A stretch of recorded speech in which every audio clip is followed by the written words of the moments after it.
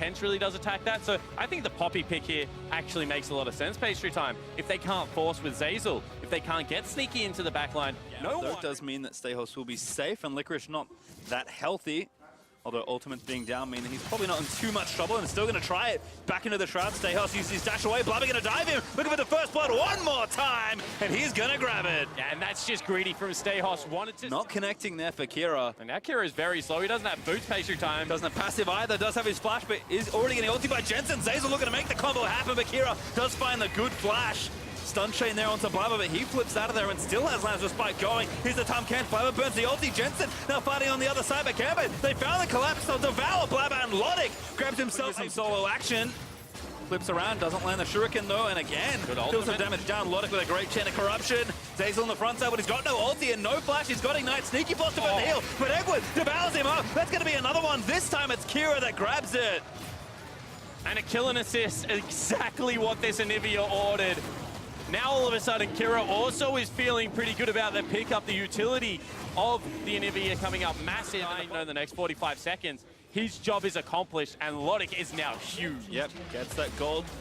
All that solo first turret gold. Gets tunneled into where the stun was going to land, has to burn the summoner spell, so even more pressure being exerted. C9 doing the right thing, they're trying to trade objectives, but given the fact that the Drake hit was already taken away and there is a Rift Herald on the top of the map, Gambit right now, always trading up, finally having an impactful early game. Yeah, a huge sweep of objectives taken with the turret trade, taking top outer, taking Rift after that Infernal, and probably enough without Shelly to take down the mid outer as well. But Kira, he's going to try and force something here. 3v2 for C9 there in the mid lane, but here comes TK once again. Moving Lodik in, Edward immediately has to spit him out to safety though, but Blabber took a lot of damage already early. Licorice forced to ulti in, has the next one going. Blabber forced to ulti, but again, he gets chopped by Urgot and put into the meat grinder. And Cloud9 forced to retreat. Zeyzal with a disengaged pole as Jensen. He's maybe left for dead here with no flash. Good slow from Stayhouse. They try and run him down. Licorice is here, he's gonna maybe try and save his friend, but he can't do it at all. And now in fact in danger of having to burn the flash. Does save it, but Gambit once more come out on top. And heads up play out of Diamond, gets him back in vision, holds the summoner spell until the very last moment, able to charge him into the wall. And another turret falling down. Herald still in the back on Cloud9 side of the map. Time around, they were able to secure themselves those objectives. Second dragon of the game. Go down. Yep, move Stayhouse from top as well. So full fight for Gambit, +1 there. The charge does come through from the Herald. Kira looking to lock down. Jensen finds the stun. Zeyzal trying to deny them out as he dives into the back line, but Shelly's still up. Actually a kill already onto Jensen as Diamond found the assassination, and now Zeyzal, he's put into the grind the next time as Stayhouse snipes him with Fear Beyond Death. And Gambit is just going to pressure this inhibitor turret now. Licorice forced to ulti away. And Kira coming up clutch in these team fights, gets the two-man wall, and because Diamond was on the front line, Zeyzal can't find a way in. Gambit break the base, and they're in firm control. Becomes a very real objective for this team, not just turret. And that's music to Gambit's ears, certainly. They're a team that has always played around Baron. Has ulti out, gonna find a pick. Sneaky dead already. Lodik just finds the snipe. And now Zeyzal left out to dry on the front side of the fight. C9 trying to find something as Blabber peppers Edward with arrows. But Gambit have got more than enough coverage. They will get out safe. Oh, actually Blabber looking for Edward here, but Diamond also available. Pretty low with the stun onto Blabber. He's gonna go down in one CC chain. And Stayhouse still ready with the ulti, so it's gonna be Zeyzal served up next. Here's Licorice gonna try and save the back end of the fight, but Fear Beyond Death will snipe one as Stayhouse grabs the double. I mean, Licorice, what can you possibly do here? As Jensen is cut off by a wall, dancing around the Anivia Storm, and that's another great stun from Kira. Heal out there from Jensen to try and save his life as Licorice has dove in to try and do something in the fight, but he's gonna get wall banged by the Poppy and taken down by Kira, and Gambit can do no wrong. Looking to continue the fight, not able to find Sneaky, but they will take the turret. Pastry Time. And you can see how well the Poppy works against. Still hasn't got himself a Void Staff.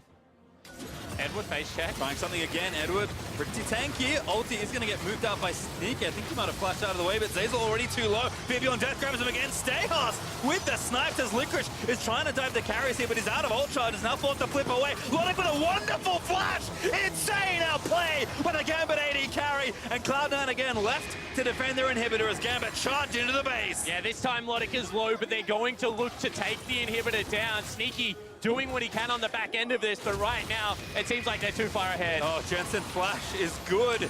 But again, the wall plus Poppy threat was there, and now Steos is just going to dive the Nexus turrets. Blabber, he's ready to defend. He's got his ulti. They might actually find a counter kill here. Steos finally goes down as Blabber puts the respite up at just the right time. And Gambit, have they gone too far again? You're going to be able to win this team fight. I think they use it to control Vision. That choke point. Kira not in Vision, but if they step forward, he just takes out everything. Another flank here from Licorice, though. It's not Lysandra, but he maybe can make something happen. Eyes on Logic.